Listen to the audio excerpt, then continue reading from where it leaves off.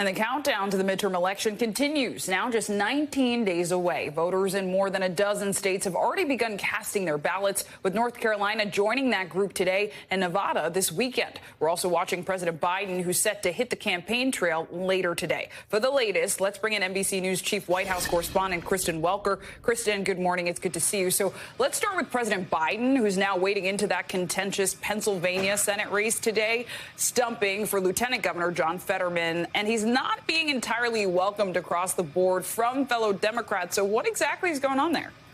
That's right. Well, Democrats think they are being very strategic about where they have President Biden turn out. And it's worth noting this is not exactly a traditional campaign strategy. Today, he is going to be in Pennsylvania. His first stop is Pittsburgh, though, to talk about infrastructure, the infrastructure bill that they passed. And then he holds a fundraising event with John Fetterman. This is not going to be the traditional big rally. Instead, he's going to be there really trying to drive up those cash dollars. I've been speaking to a senior administration official who says, look, this is a very intentional strategy. They want to tout what they believe are the policies that he's been strong on without having him be a drag on some of these candidates, quite frankly, because his approval rating is hovering in the 30s and low 40s. And so that's the strategy moving forward. I am also told, though, as we get closer to the midterms and to Election Day in November, that we will see him hold more traditional get out the vote events. But look, he's going to be there in Pennsylvania. That's his home state. Don't expect him to be in a place like Georgia, which is very purple and where there is a lot of concern that he could be a drag on Democrats' chances there. Definitely important. And Kristen, I also wanted to touch on the economy. It's clearly on voters' minds as they go to the polls. President Biden even stepping in on Wednesday, trying to reduce gas prices. Is that actually going to help Democrats in this case? What are you seeing?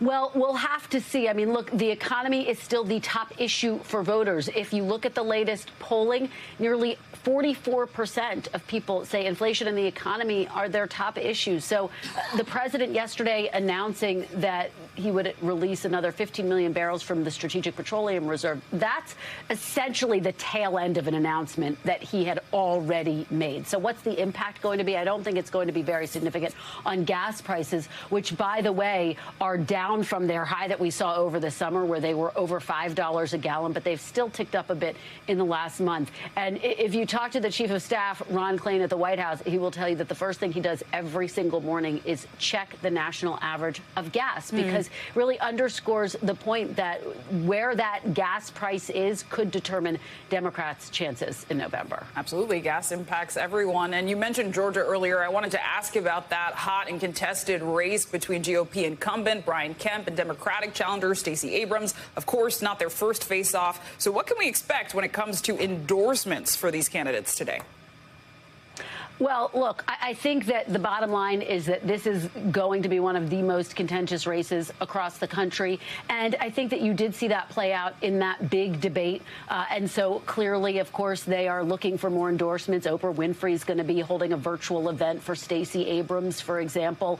And I think the big question is going to be, she's trailing right now. Will this firepower in these closing weeks narrow these polls? We know that former President Obama is also going to be there, for example, next week. And so they are going to bring out the big names in the Democratic Party. But right now, Brian Kemp is still leading in this race. And they're facing off over issues, the economy, yes, crime, as well as, of course, abortion, a key issue for Democrats. Right. And we're covering the country here. We've hit on Pennsylvania. You just talked about Georgia. So let's go to North Carolina. It's the first day of early voting in this state. We're already seeing record voter turnout in states like Georgia. So are we expecting a similar story in North Carolina? Well, we could. I think that what you're seeing is there is enthusiasm. The question is going to be, Zinkley, where is the enthusiasm? Is it in Democratic strongholds? Is it among independent voters? Is it among Republicans? That's what remains to be seen. And so whether we're talking about that record turnout in Georgia or North Carolina, which, again, we still don't know what the numbers are going to look like in North Carolina, we still have a ways to go toward understanding exactly what that turnout is going to mean on Election Day. Time will tell. Kristen Welker in Washington, thank you so much. Thanks for watching our YouTube channel. Follow today's top stories and breaking news by downloading the NBC News app.